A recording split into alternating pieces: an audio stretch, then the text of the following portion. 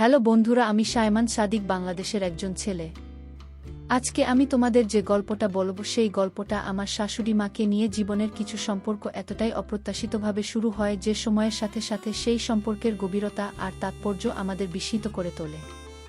আমার জীবনের তেমনি একটি অধ্যায় শুরু হয়েছিল এক শপিং মলে, যেখানে আমি একেবারেই অপ্রত্যাশিতভাবে এমন একজনের সাথে পরিচিত হয়েছিলাম যিনি পরবর্তীতে আমার জীবনের এক অবিচ্ছেদ্য অংশ হয়ে উঠলেন।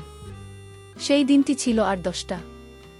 সাধারণ দিনের মতোই আমি আমার কিছু ব্যক্তিগত কাজ সারতে বেরিয়েছিলাম।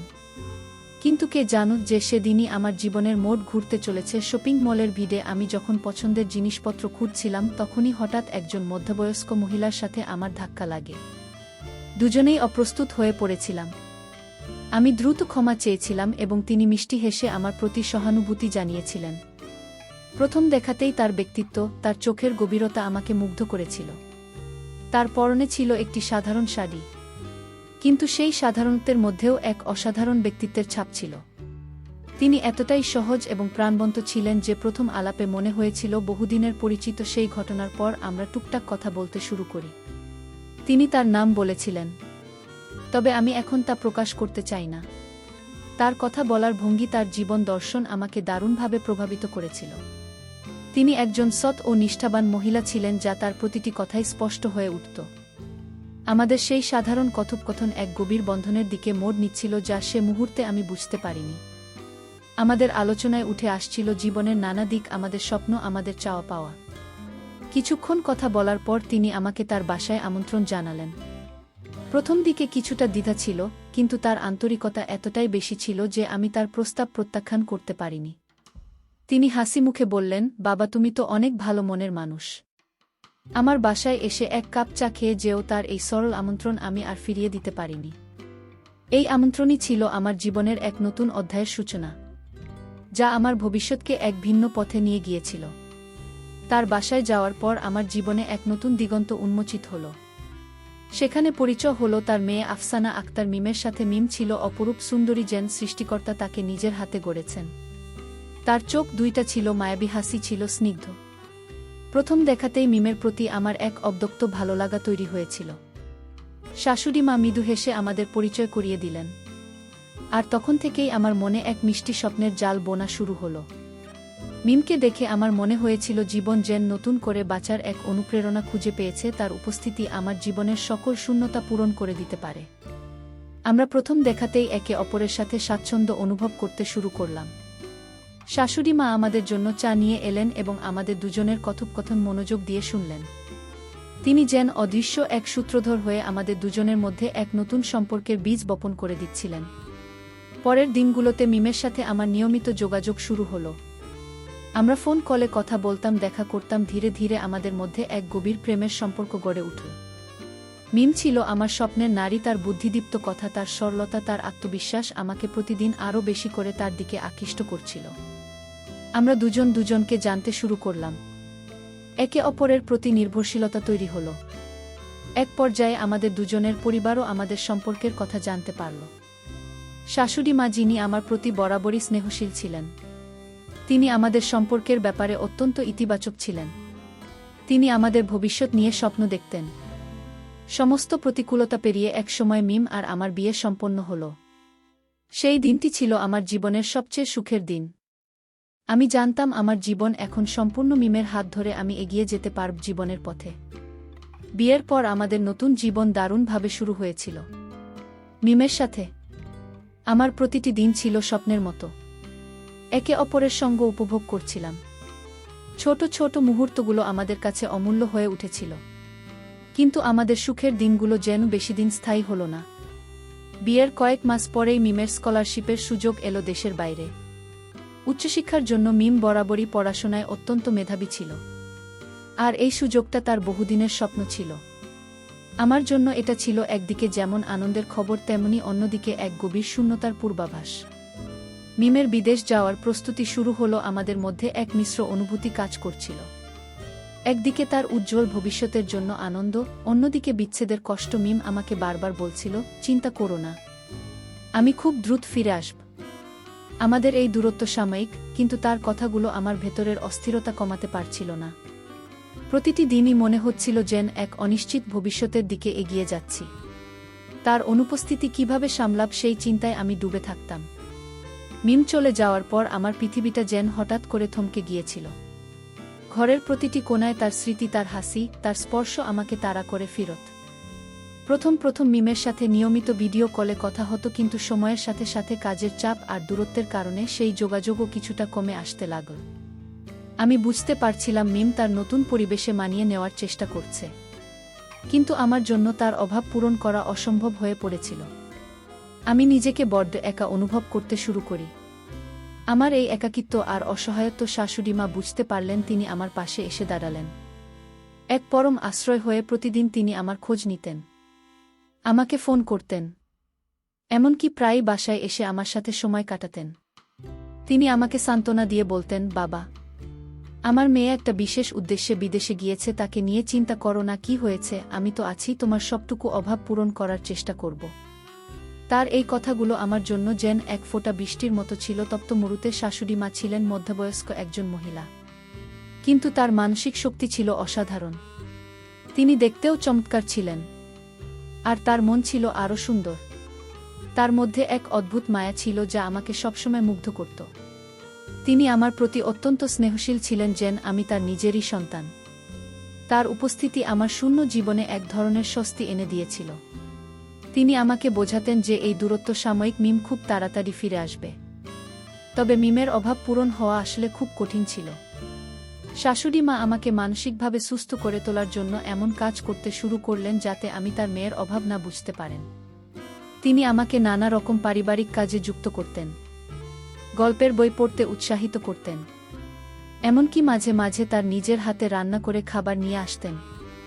তিনি চাইতেন আমি যেন সবসময় ইতিবাচক থাকি, বিষণ্ণতা আমাকে গ্রাস করতে না পারে। তার এই নিরন্তর প্রচেষ্টা সত্যিই আমাকে অনেকটা সাহায্য করেছিল। আমি ধীরে ধীরে অনুভব করতে লাগলাম, আমার পাশে একজন আছেন যিনি আমাকে বোঝেন, আমার কষ্ট অনুভব করেন। তিনি আমাকে মানসিক শান্তি দিতেন। আমার মন যখন খুব খারাপ থাকত, তিনি আমার সাথে ঘন্টার পর ঘন্টা কথা বলতেন, আমার দুঃখগুলো শুনতেন। তার প্রতিটি কথা, প্রতিটি আচরণে ছিল এক গভীর ভালোবাসা আর সহমর্মিতা।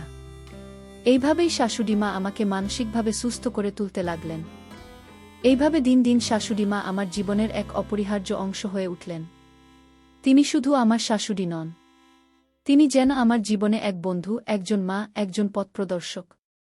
তার সান্নিধ্যে আমি ধীরে ধীরে মিমের অনুপস্থিতির কষ্ট ভুলতে শুরু করলাম।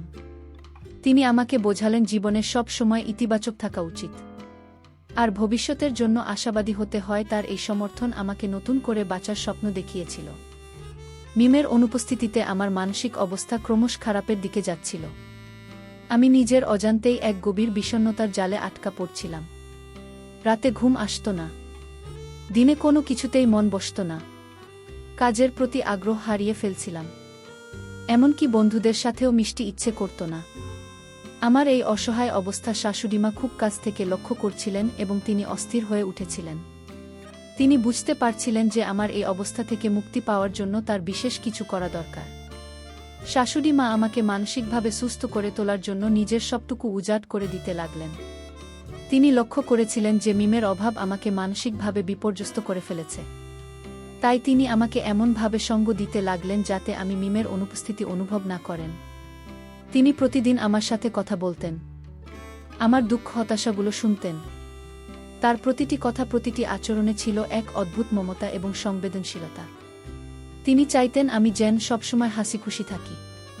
তিনি আমাকে বিভিন্ন রকম পারিবারিক কাজে ব্যস্ত রাখতেন। কখনো আমাকে বাজারে নিয়ে যেতেন, কখনো নতুন রেসিপি তৈরির গল্প শোনাতেন, আবার কখনো পুরনো পারিবারিক অ্যালবাম দেখিয়ে অতীতের সুখ স্মৃতিগুলো মনে করিয়ে দিতেন।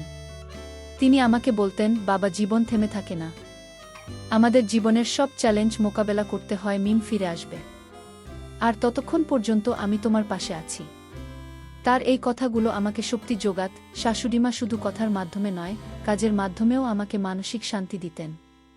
তিনি আমার জন্য পছন্দের খাবার রান্না করতেন, আমার জন্য নতুন পোশাক কিনতেন। ছোট ছোট এই বিষয়গুলো আমার মনকে অনেকটাই প্রফুল্ল রাখত। তার প্রতিটি পদক্ষেপ ছিল আমার প্রতি এক গভীর ভালোবাসার বহিঃপ্রকাশ। তিনি আমাকে দেখাতেন যে আমি একা নই, আমার পাশে একজন আছেন যিনি নিঃস্বার্থভাবে আমাকে ভালোবাসেন। আমার মানসিক শান্তি নিশ্চিত করতে তিনি এমন পরিবেশ তৈরি করতেন যেখানে আমি নিরাপদ ও স্বাচ্ছন্দ্যবোধ করতাম। তিনি আমার সাথে দীর্ঘক্ষণ গল্পের বই পড়তেন, সিনেমা দেখতেন। এই সময়গুলোই আমি যেন আমার সব কষ্ট ভুলে যেতাম। তার সান্নিধ্য আমাকে এমন এক ধরনের স্বস্তি দিত যা আমি আগে কখনো অনুভব করি। এটা যেন ছিল এক ধরনের মানসিক নিরামা। এইভাবে প্রতিদিন আমাদের মধ্যে গভীর বোঝাপড়া তৈরি হতে লাগল। শাশুড়ি মা আমার কষ্টগুলো নিজের করে নিতেন এবং আমাকে সেই কষ্ট থেকে মুক্তি দিতে চাইতেন। তিনি আমার জন্য এক ধরনের মানসিক অবলম্বন হয়ে উঠেছিলেন। তিনি আমার মানসিক চাপ কমাতে সাহায্য করতেন, আমাকে হাসি খুশি রাখার চেষ্টা করতেন। তার এই নিরন্তর প্রচেষ্টা আমার জীবনকে এক নতুন মোড় দিয়েছিল।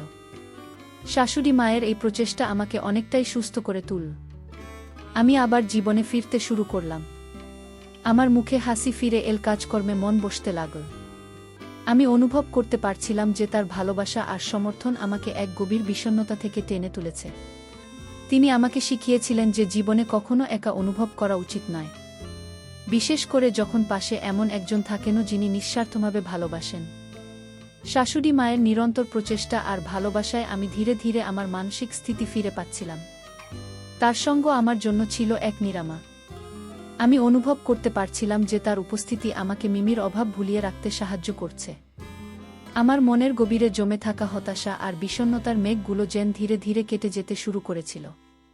আমি আবার স্বাভাবিক জীবনে ফিরে আসার স্বপ্ন দেখতে শুরু করি। প্রতিদিনই আমাদের মধ্যে এক গভীর সম্পর্ক গড়ে উঠছিল।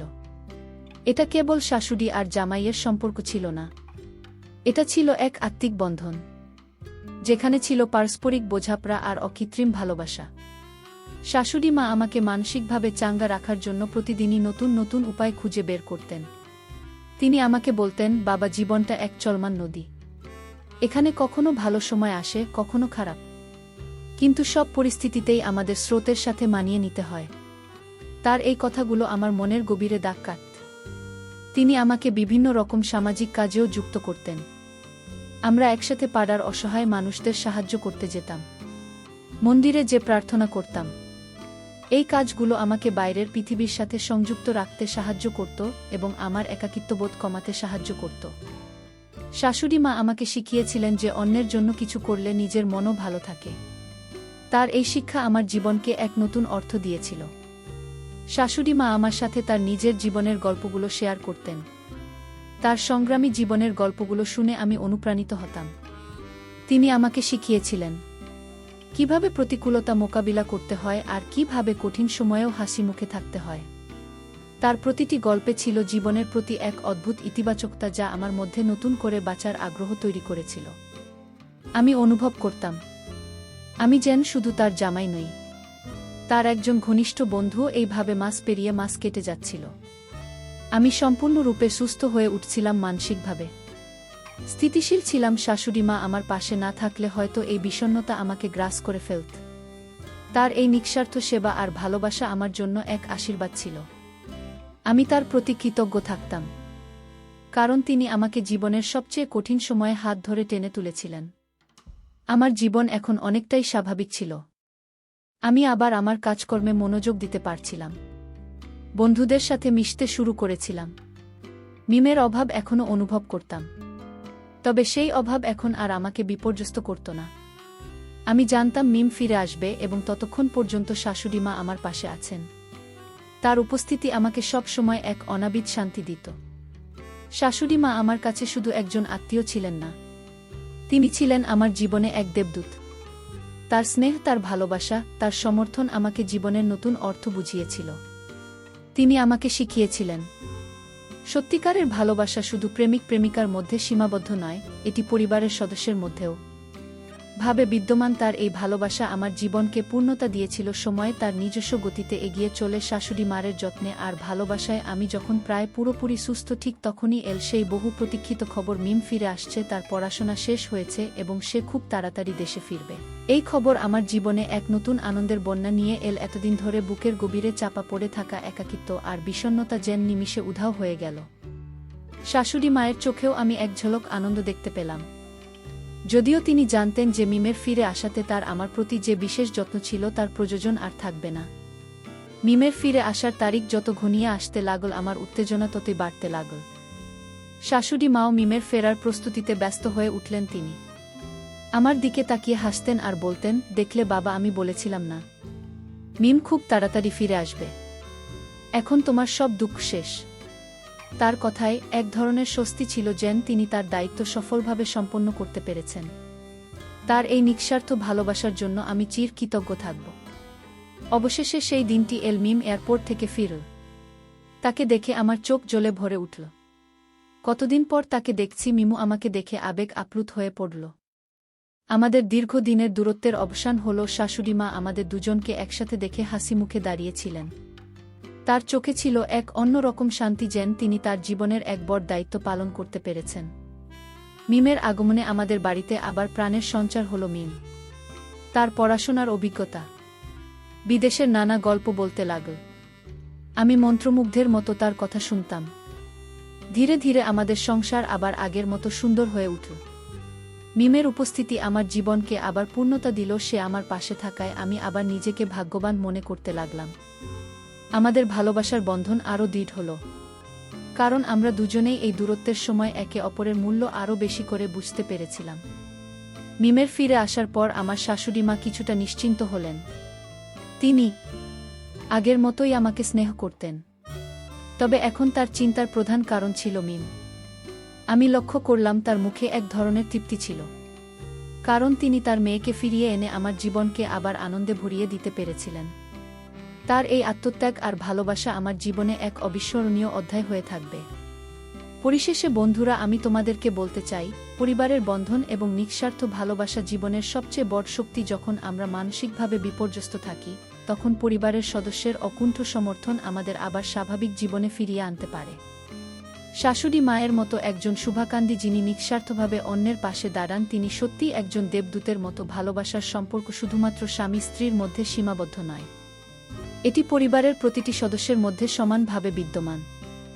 এই সম্পর্কগুলো আমাদের জীবনে এক নতুন দিশা দেখায় এবং যে কোনো কঠিন পরিস্থিতিতে মোকাবিলা করতে সাহায্য করে।